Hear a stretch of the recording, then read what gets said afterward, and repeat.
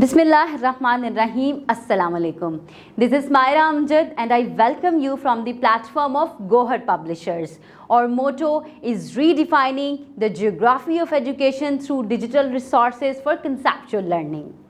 Dear teachers, आज हम Gohar science class 5 का चैप्टर 6 पढ़ेंगे जिसका नाम है लाइट एंड साउंड। टीचर्स, आपने सबसे पहले स्टूडेंट के माइंड के अंदर लाइट का कंसेप्ट इंट्रोड्यूस करवाना है और साउंड का कंसेप्ट इंट्रोड्यूस करवाना है। उन्हें बताएंगी कि हम अपनी सेंसेस के थ्रू देख सकते हैं और सुन सकते हैं। आप स्टूडेंट्स को यहाँ से लेकर चलेंगी कि हमें अंधेरे में क्यों नज़र नहीं आता।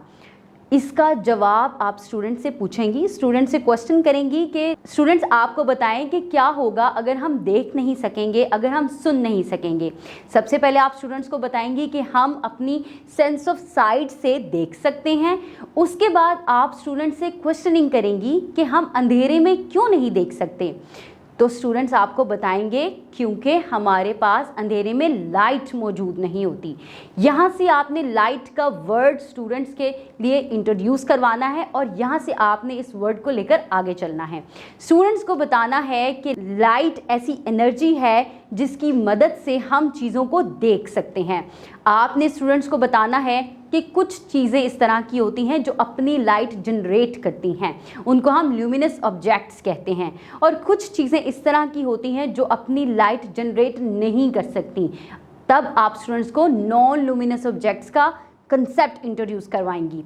आप स्टूडेंट्स को इन दोनों चीज़ों के बारे में बताते हुए ये भी बताएंगी किस तरह से हम अंधेरे में यानी कि डार्कनेस में चीज़ों को नहीं देख सकते और लाइट की प्रेजेंस में चीज़ों को देख सकते हैं।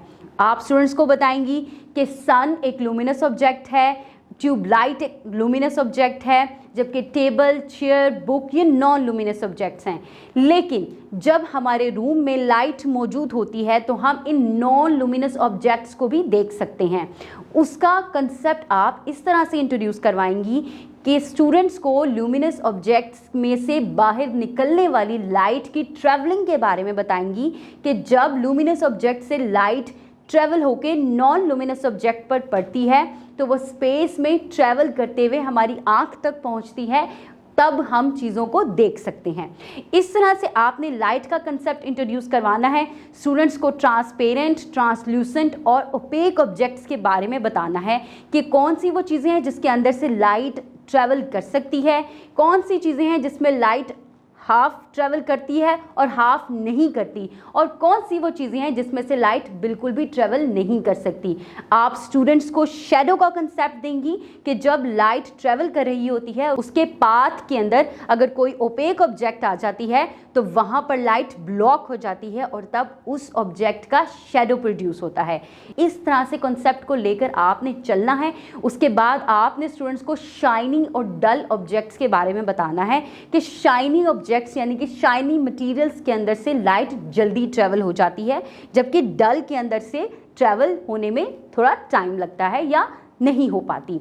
जिस भी कंसेप्ट को आप लेकर चलेंगी आपने बिगिनिंग से स्टार्ट करना है। आप अपनी क्लास के अंदर एक्टिविटीज़ परफॉर्म करवा सकती हैं, लाइट का स्विच ऑफ कर सकती हैं, डार्कनेस क्रिएट कर सकती हैं, स्टूडेंट्स को बता सकती हैं। उसके बाद आप स्विच ऑन कर सकती हैं, स्टूडेंट्स को बता सकती हैं कि हमारी जो ट्यूब लाइट है वो ल्यूमिनस ऑब्जेक्ट है, जबकि हमारी टेबल, चेयर और हमारी बुक, हमारा बोर्ड मार्कर ये सब नॉन ल्यूमिनस ऑब्जेक्ट्स हैं। इसके बाद आप साउंड का कंसेप्ट लेकर चलेंगी। स्टूडेंट्स को बताएंगी कि साउंड क्या होता है। ऐसी एनर्जी होती है जिससे हम सुन सकते हैं यानी कि कम्युनिकेट कर सकते हैं चीज़ों की आवाज़ के साथ। आप स्टूडेंट्स के सामने 3 से 4 डिफरेंट साउंड्स प्रोड्यूस करेंगी। आप पेन को टेबल पर बजा सकती हैं, आप ग्लास के अंदर चम्मच रख के उसको वाइब्रेट कर सकती हैं, आप बुक के ऊपर स्केल लगाकर उसका डिफरेंट टाइप का साउंड प्रोड्यूस कर सकती हैं और स्टूडेंट्स को बता सकती हैं कि इन तीनों साउंड्स के अंदर डिफरेंस है, ये तीनों साउंड एक दूसरे से अलग अलग हैं।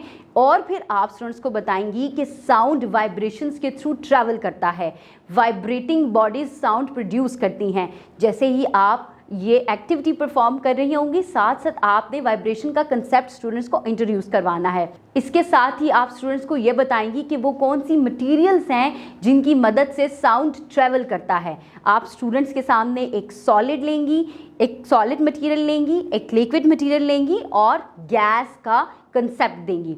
आप स्टूडेंट्स को बताएंगी कि सॉलिड के पार्टिकल्स जो हैं वो बहुत ज़्यादा क्लोजली पैक्ड होते हैं, उनमें स्पेस नहीं होती, जिसकी वजह से साउंड वेव्स जो हैं वो बहुत जल्दी ट्रैवल करती हैं और वो बहुत ज़्यादा इंटेंस होती हैं। इसी के साथ आप इंटेंसिटी का कंसेप्ट भी जो है वो जोड़कर स्टूडेंट्स के माइंड में ये कंसेप्ट इंट्रोड्यूस करवाएंगी कि सॉलिड की इंटेंसिटी ज़्यादा होती है, सॉलिड के अंदर से निकलने वाला साउंड ज़्यादा इंटेंस होता है, जबकि लिक्विड के अंदर पार्टिकल्स बहुत ज़्यादा ब्लॉक नहीं होते, थोड़े थोड़े से एक दूसरे से दूर होते हैं, जिसकी वजह से लिक्विड में से प्रोड्यूस होने वाला जो साउंड है वो इतना इंटेंस नहीं होता।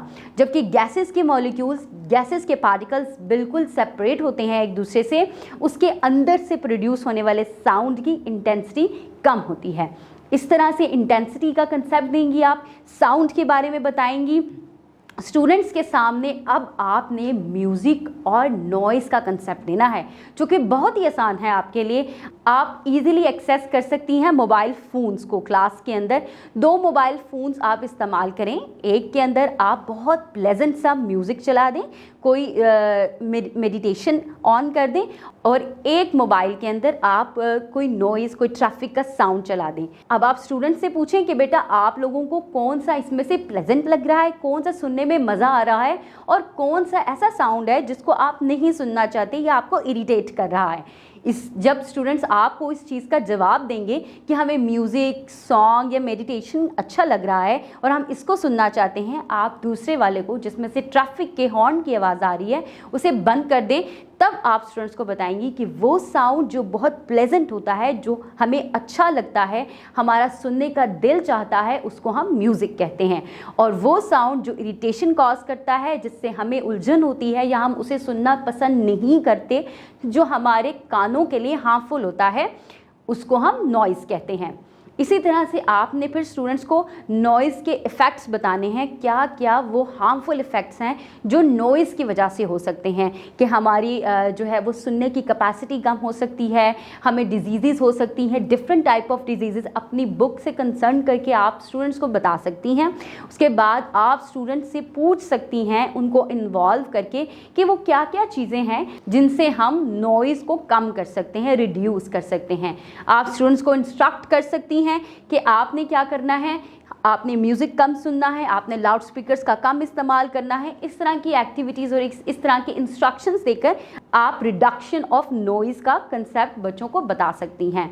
आप क्लास के अंदर डिफरेंट एक्टिविटीज़ परफॉर्म करवाएं, जिसमें आप लाइट और साउंड के कंसेप्ट को स्टूडेंट्स के सामने इंट्रोड्यूस करवाएं।